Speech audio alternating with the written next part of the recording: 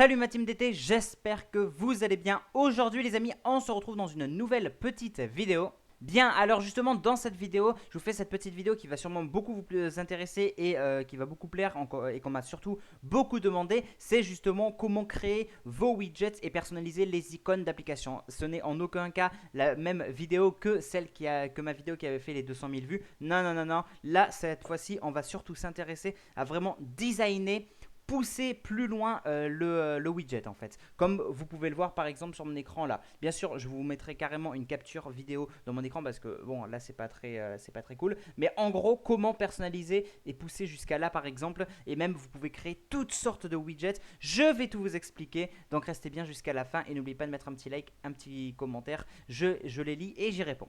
Bien, alors justement, vous pouvez le voir ici maintenant à l'écran, comment on va personnaliser tout ça, comment on va pousser loin l'application donc, et comment on va créer des petits widgets comme le widget date, heure, etc.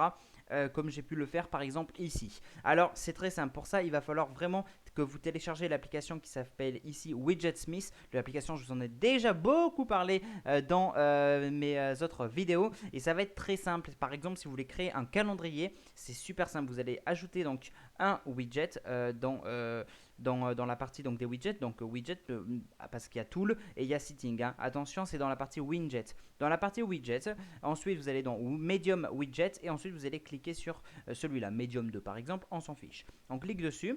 Et là, en fait, c'est là où vous allez vraiment pouvoir personnaliser et pousser à fond. Vous avez le choix, soit la date, l'heure, soit le mois et la date, ou carrément même si vous voulez carrément une horloge comme ceci, mais vous avez encore plein d'autres thèmes ici. Ou sinon, on peut carrément les customisations, etc. et tout ça. Et c'est là où ça peut être vraiment pas mal. Ensuite, vous avez carrément d'autres widgets ici qui peuvent carrément du coup vous donner tout ça, mais avec un affichage un petit peu meilleur, on va dire, de nouvelles couleurs. Mais ça, c'est la version payante parce que c'est très important. Il y a une version payante, les amis.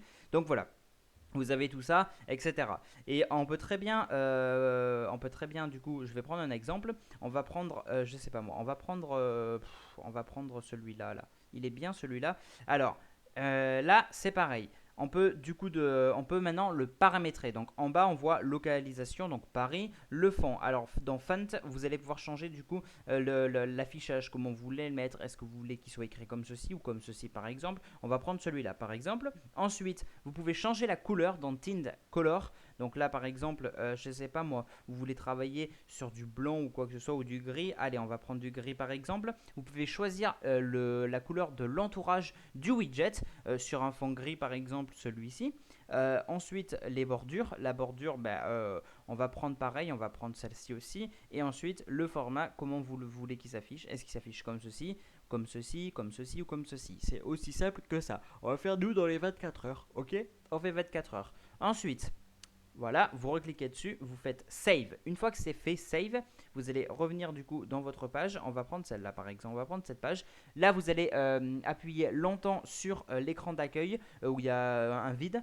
Et ensuite, vous allez descendre, descendre, descendre, descendre et vous allez cliquer sur Widgetsmith. Widgetsmith, vous tournez, vous sélectionnez Medium, vous faites ajouter le widget, vous recliquez sur Medium. Histoire de bien configurer. Effectivement, il était sur Medium 2, donc c'est très bien. Donc on le laisse comme ça, on fait OK et voilà comment on peut personnaliser ceci. Maintenant, autre chose quand même qui est quand même utile les amis, c'est toujours dans la même application Widgetsmith. Donc si vous allez dans Tool, là vous pourrez pousser beaucoup plus loin. La météo par exemple, mais bon c'est une version payante. On peut très bien ajouter différents calendriers, le World Time, on peut ajouter un appareil photo ou quoi que ce soit. Ensuite vous avez bien sûr la santé, etc. etc. L'astronomie et tout le blabla. Bref, tout ça, vous pouvez les mettre en tant que widget, les amis. Et c'est ça qui est vraiment utile dans tout ça. Bien, et du coup, pour la suite, maintenant, pour personnaliser les icônes d'application, c'est aussi simple que ça, les amis. Il va falloir, du coup, créer une automatisation donc, dans les raccourcis, dans l'application raccourci que vous cherchez directement. Hop, raccourci. Moi, vous voyez que j'ai créé une automatisation qui s'appelle Instagram. Instagram, donc, et en fait, comment je vais pouvoir faire? Il va falloir ouvrir l'application Script, sélectionner l'application Instagram, je vais tout vous expliquer, hein, et ensuite, du coup, vous pourrez mettre la photo que vous souhaitez. Donc, je reprends depuis le début. Je clique sur le plus, ajouter une action. Là, je vais aller chercher loin dans mes trucs script en fait. C'est l'outil qui va permettre d'appliquer ça. Ouvrir l'application. Ok, on fait choisir. Maintenant, on va prendre Amazon par exemple. Amazon, très bien. On va cliquer sur les 3 petits points dans la bulle bleue que vous voyez ici. Donc en haut à droite. Ça dépend des fois d'un iPhone à un autre. Ensuite, là, vous voyez nom du raccourci, nanani, nanana. Vous faites sur l'écran d'accueil. Vous cliquez dessus. Une fois avoir cliqué, là, vous renommez le raccourci qui sera créé sur l'écran d'accueil, Insta.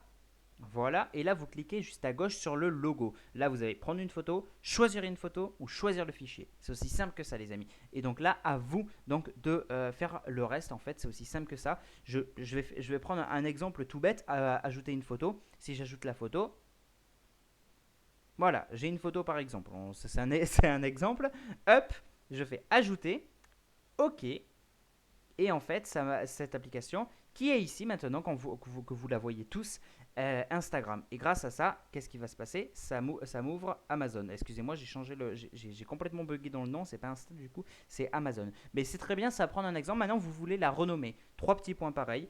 Et là, vous allez soit changer l'application, soit changer le titre, toujours pareil sur l'écran d'accueil, et là vous rectifiez, etc., etc. C'est aussi simple que ça les amis. Et voilà, je pense que cette vidéo touche à sa fin, elle est terminée, j'espère en tout cas qu'elle vous aura plu. N'hésitez pas s'il vous plaît à liker, commenter, partager et abonnez-vous bien. Et surtout, n'oubliez pas d'activer la cloche pour recevoir toutes les notifications et ne manquer aucune actualité ou aucune astuce sur Apple ou quoi que ce soit. C'est super important. Merci à ceux qui me soutiennent, merci à ceux qui sont présents, merci à ceux qui like, commentent et partagent. N'oubliez pas aussi de me suivre sur les réseaux sociaux, Facebook, Twitter, Instagram, Snapchat, TikTok, Discord, etc. Tout est dans la description, je compte sur vous, je vous fais confiance à la team d'été. On est 7530 abonnés, franchement ça me fait énormément plaisir. Donc voilà, merci beaucoup, on a vraiment passé la barre des 7500 et ça c'est super cool. Donc voilà, merci à tous et du coup on se retrouve dans une prochaine petite vidéo. Merci à tous, c'était Dylan Technologies, salut tout le monde.